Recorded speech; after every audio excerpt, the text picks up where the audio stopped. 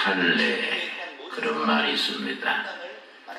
용서받지 못할 죄, 이태리어로 페카토 모르탈레입니다. 이태리 사람들은 두 가지를 짚습니다.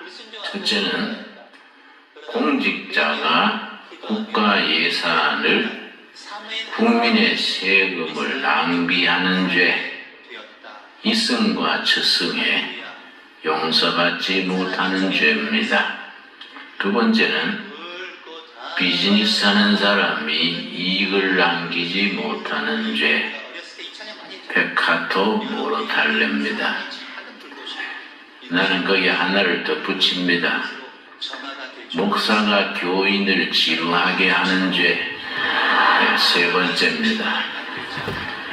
설교도 무슨 소리인지 모르겠고 장로님 기도는 또 늘어서 끝으로 해놓고 또 마지막으로 그러고 광고도 주보를 참고하십시오 하면 될 텐데 길게 하면 나중에 교인들이 열받아서 가져간 헌금도 안 내고 가져가 버립니다. 에이 가다가 오뎅 사먹고 말자. 내가 옛날에 그래 해봐서 압니다. 예.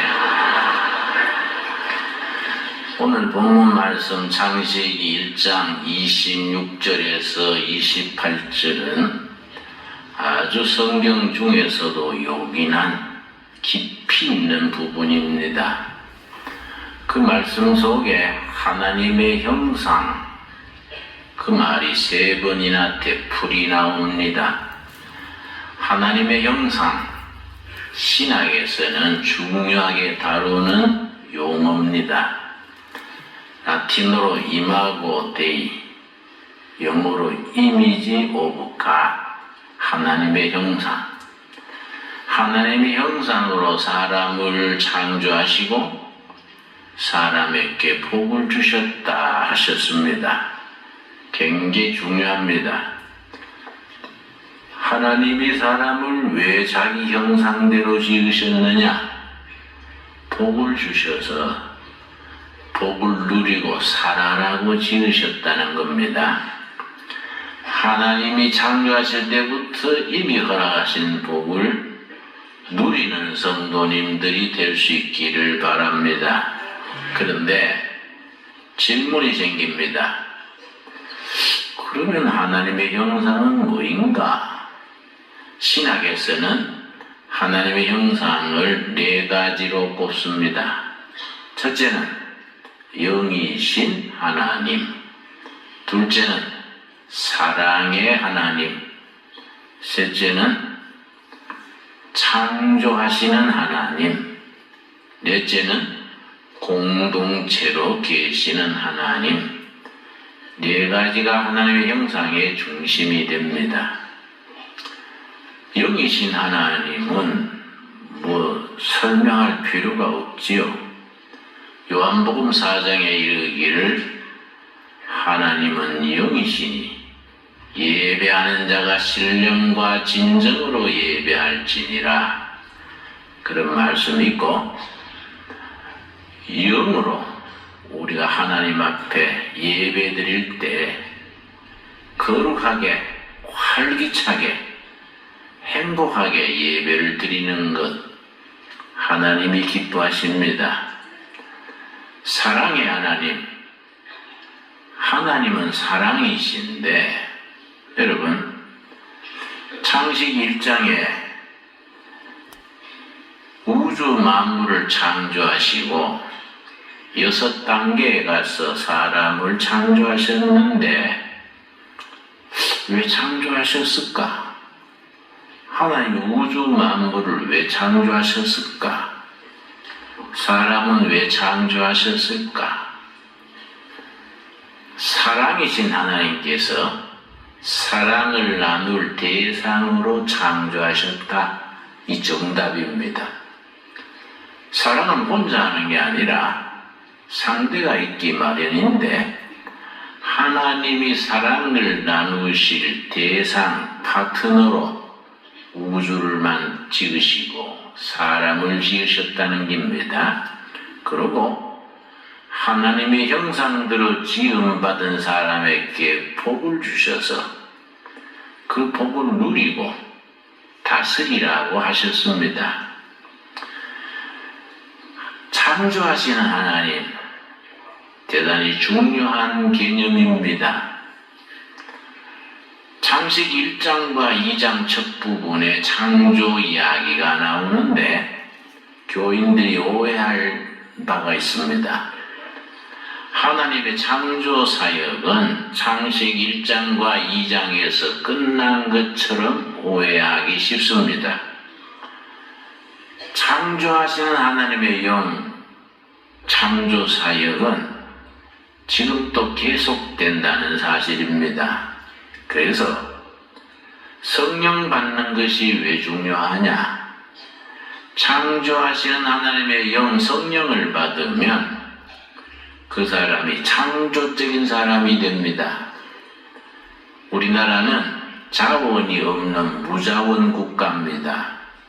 그나마 자원 조금 있는 것은 북한에 있고 남한에는 자원이 없습니다. 우리가 가진 자원은 사람밖에 없습니다. 그 사람이 창조적인 사람이 돼야 구분이 열리고 이 땅이 정말 젖과 꿀이 흐르는 복지로 이루어갈 수 있습니다. 나는 청년들에게 성경 공부할 때 너희들 성공하고 싶으냐? 출세하고 싶으냐? 성령 받아라.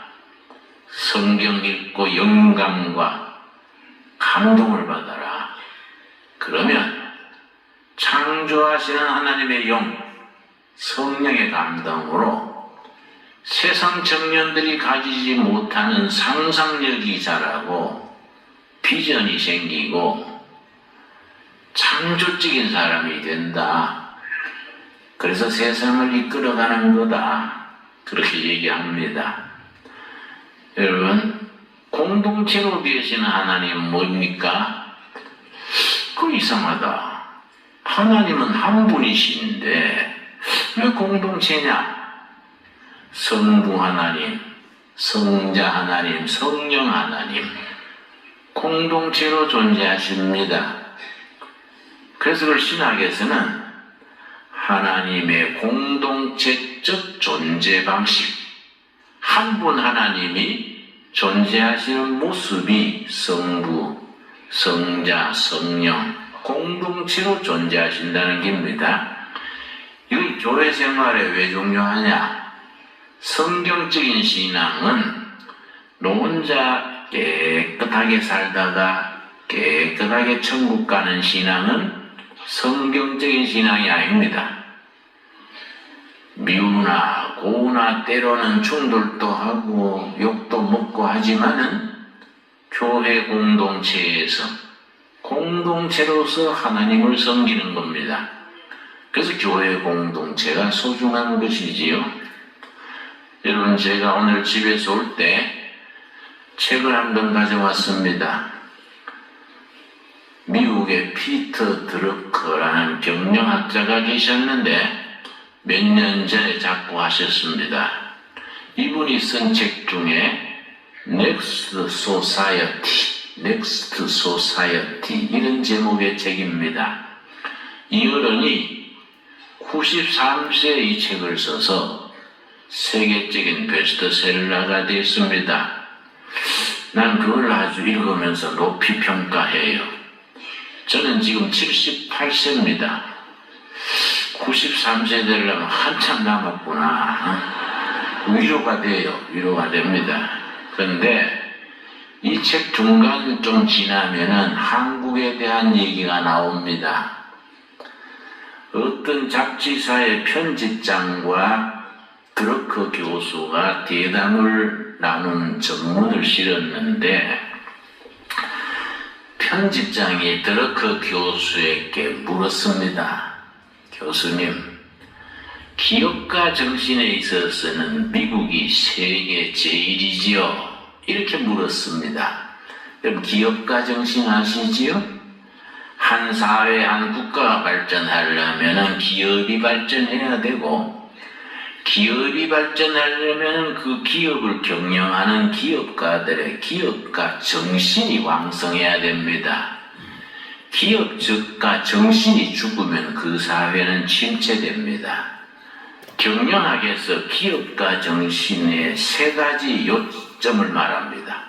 세 가지가 합쳐져서 기업가 정신인데, 내가 왜 얘기를 하느냐?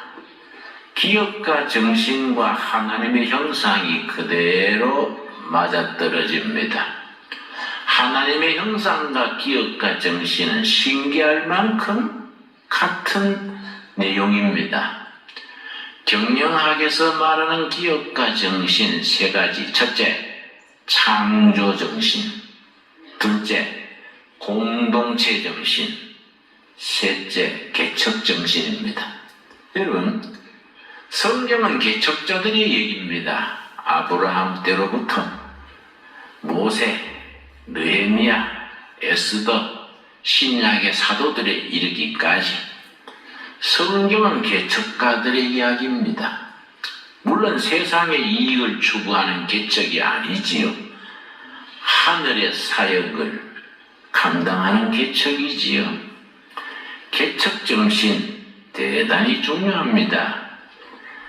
여러분, 기업가 정신의 세 가지. 첫째 뭐라 그랬습니까? 창조 정신. 두 번째, 공동체 정신. 세 번째, 개척 정신. 말씀을 읽고 영감을 받고 은혜를 받으면 개척자적인 사명, 용기, 도전의식이 일어납니다. 여러분, 우리가 성경을 읽고 성령 받고 담대한 신앙을 가지고 전진하는 신앙을 가져야지 움츠러 들면 되겠습니까? 이 나라의 청년들에 대해서 내가 그럽니다. 왜 자꾸 공무원 시험 그런 시험에 매달리냐? 그러지 말고 개척해라. 개척. 여러분, 성경은 개척자들의 얘기입니다.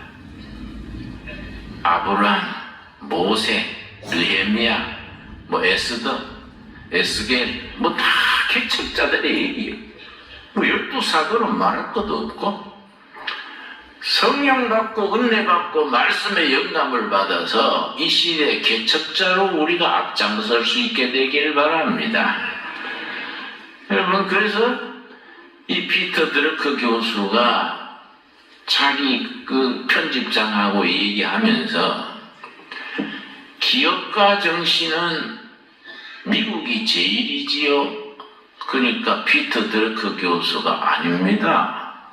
미국은 2등도 못 됩니다. 그러니까 그 잡지사의 편집장이 드러크 교수에게 묻기를, 그러면 1등은 어느 나라입니까? 그러니까 사우스 코리아입니다.